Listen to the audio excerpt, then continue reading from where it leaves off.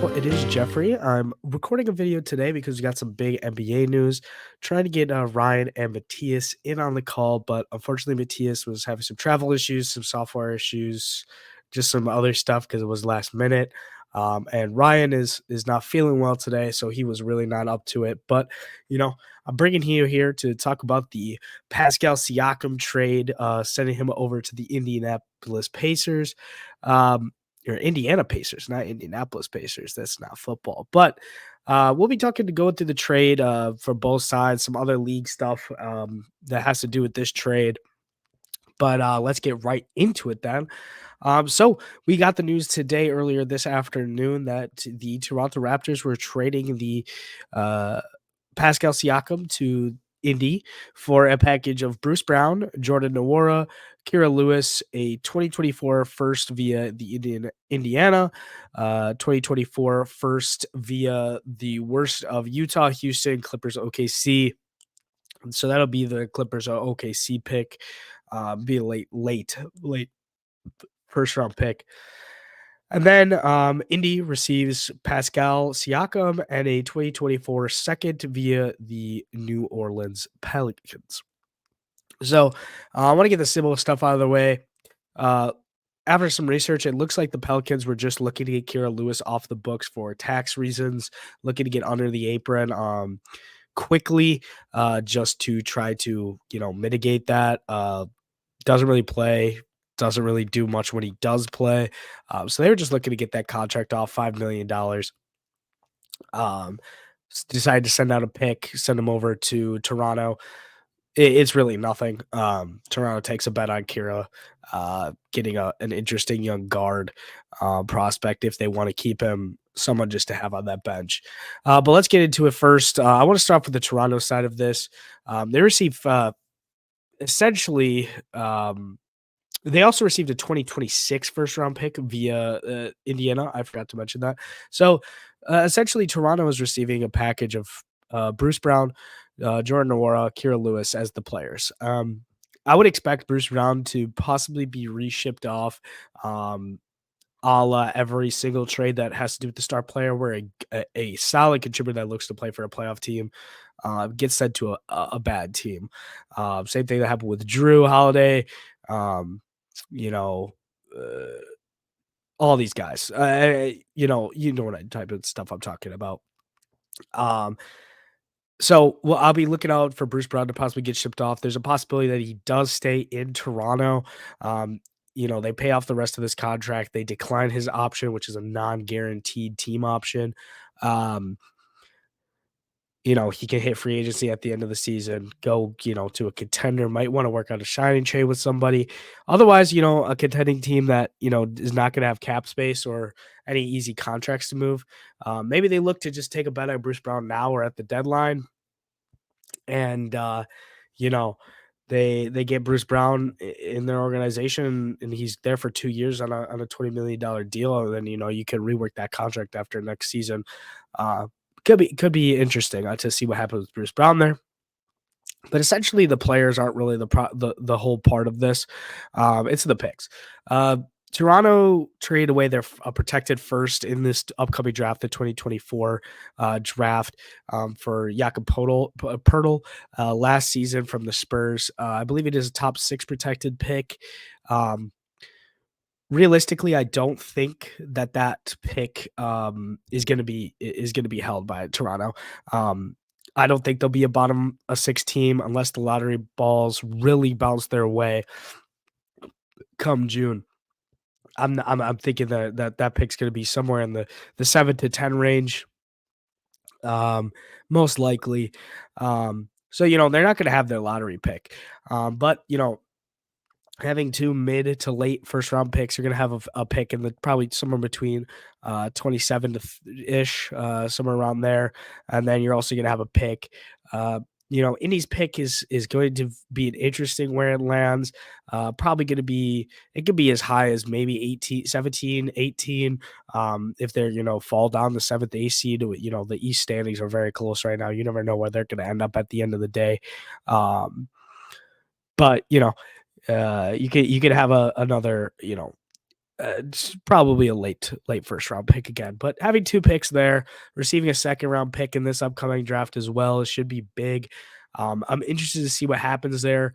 Um, you know, uh, but then let's go to the Indianapolis side or Indiana side of this. They received Pascal Siakam, who's on an expiring deal.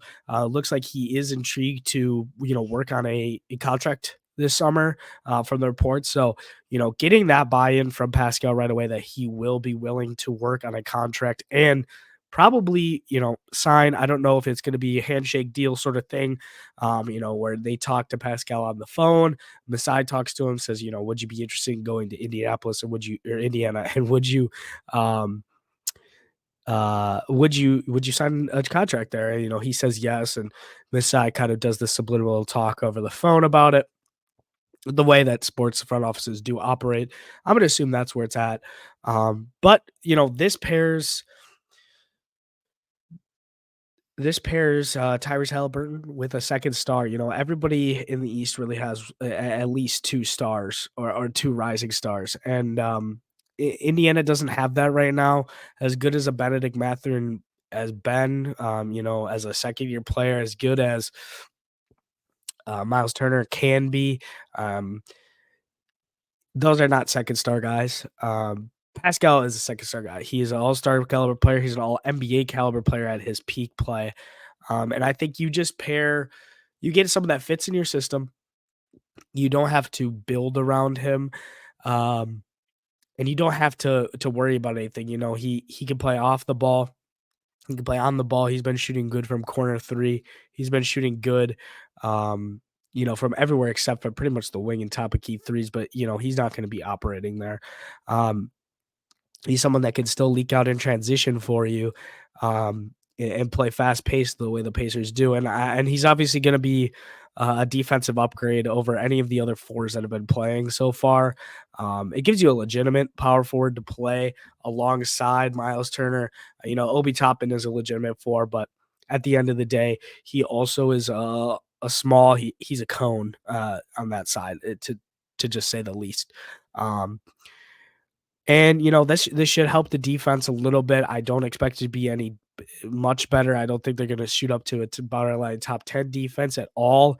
Um, but I will say, I think it should help. It should help. The offense, I think, will just get a supercharge. This is going to supercharge their offense. It should be even better. Tyrese has been out. They've still been finding ways to win games. And I think if you can continue to win games with Pascal now coming until Tyrese gets back, he should be reevaluated soon. Hamstrings are one of those things that can linger throughout the season.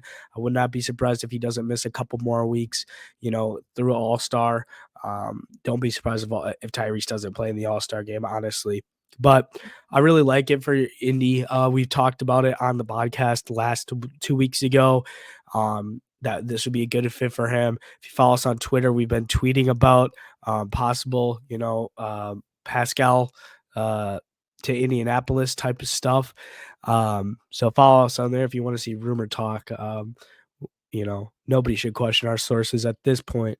But it should be intriguing. I'm excited to see how it works. I don't think this vaults them into the top echelon of the East. Um, I'd still say they're probably you could argue they're still the fifth or sixth best team, fully healthy. Um, but rumor has it, or reports have said that they're not done yet. They still have Bruce Brown's contract, which or not Bruce Brown, Buddy Hield's contract, which is about 20 something million. I believe it is. Let me double check what the actual figure is on there, but they still have his contract. They still have young pieces that they might be able to move. Um, from this, all I can say is that they're not willing to part with Jarris Walker. I think they understand that they're not in a position to be drafting that high again for a long time, barring a super injury riddled season. You give up 3 first because you don't want to give up Jarris Walker. But guys like Obi Toppin, um, so Buddy Hield's 19.2 million. But a guy like, Jalen Smith, Isaiah Jackson, Andrew Nimhart, that can get you some return, especially if you're looking for just role players at this point. You have an all-star duo. Um, now you have good role players already. Matherin's a budding, high level microwave bench scorer. You have Jarris Walker that you're trying to develop in the G League. I like to see him get some more playing time um, throughout this area, but I guess not. Especially if you're going to go ahead and trade a guy like Jalen Smith or Isaiah Jackson. Um, I think you're going to need to just allow him to play. Um, and you can only be high on him from what you've seen at college and the G League, which was being a menacing defensive four, with some offensive potential, might be able to stretch the floor consistently at this level. So you hope to see that. I really want to see what they do down the stretch. I mean, we still got a couple more weeks until the trade deadline. I would expect to see another move from them. Buddy Hield could easily get moved. He wants to. He They were working on a trade this earlier this year, or before the season started. They said it wouldn't happen until the season started. A lot of the contenders that were interested in made other moves. There was Boston that was interested. They went on and got Drew Holiday. Milwaukee was interested. They went on and got Damian Lillard. They don't have the salary, to charge that. And anyways, I don't think the Bucks would be looking for an offensive player like Buddy Hield. They're going to be looking for defensive help at this point. Um, so it's interesting. We'll wait to see what happens. But now you've got a rotation, fully healthy. Tyrese Halliburton, TJ McConnell, Andrew Nimhart as your guard rotation. Buddy Hield's still there, obviously, as well. You got those four guys to play the point guard or point guard slash shooting guard role. Buddy Hield, obviously, playing shooting guard almost exclusively, but Nimhart is a combo guard. At the wings now, you're rolling out Benedict, Obi, Aaron Nesmith, who's been really good for them. Jalen Smith still in the front court with Isaiah Jackson as well as Miles Turner. And then you're just plugging in Pascal Siakam to play. And, I think it's really easy to pass on, to move away from an Isaiah Jackson or a Jalen Smith in a packaging, a combo of deals. Um, if you're gonna bring in Pascal like they did. So I'm intrigued to see where that goes. Um, But one more thing, from the Toronto side of it, outside of just this package, I think Masai Ujiri heard the noise about, how strict or nah, not strict, unbecoming he had been the last few years. It has gotten to a point where a lot of people said he was falling apart. He was once considered one of the best GMs in basketball. And now, it's he went into the bag for this one. I mean, coming out for an expiring all-star player in Pascal, getting 3 first-round picks, and these are not swaps. These are 3 official picks, and a second-round pick, um, 2 second-round picks as well, in combination with OG, who's also an expiring contract.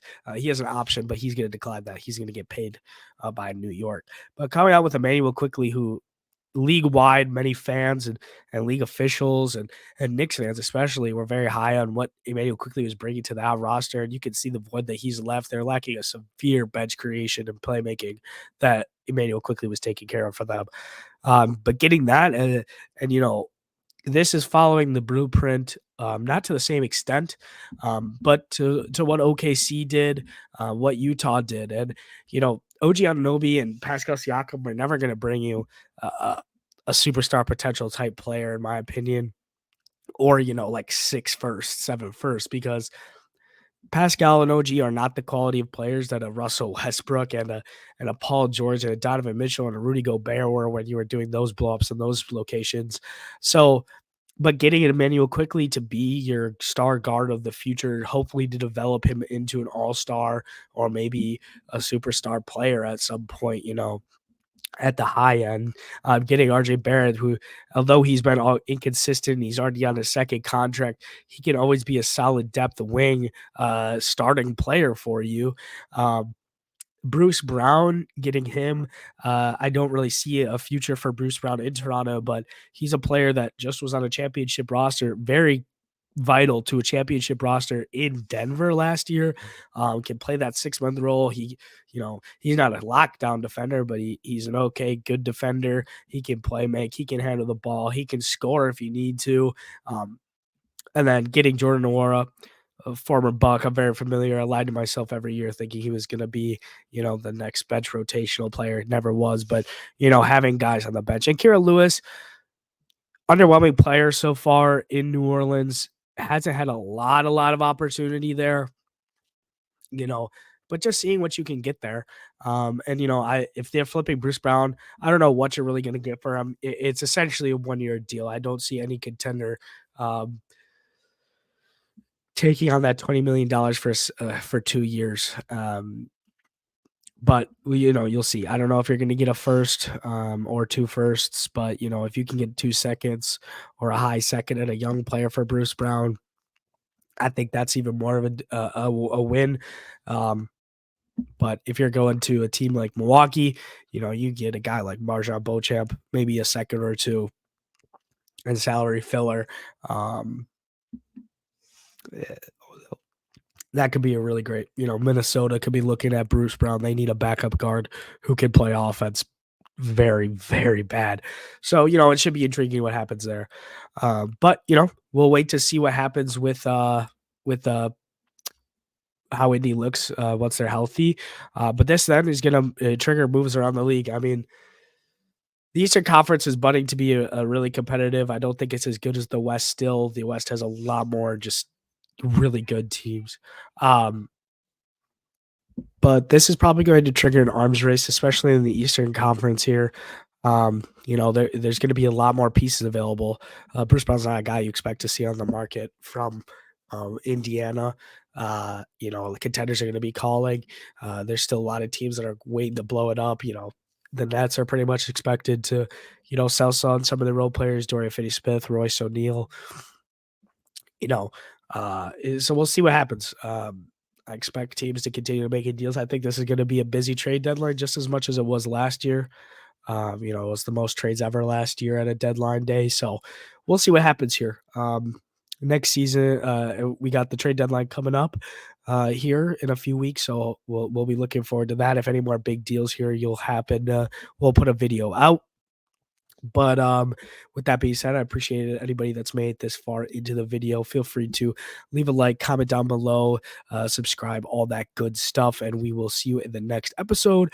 We'll be uploading a full podcast this weekend. We'll talk about this trade more in depth with our more thoughts. We'll go over some different teams that might be affected by this. Might be looking to buy Bruce Brown and all that good stuff. So appreciate you watching. You have a good one and peace out.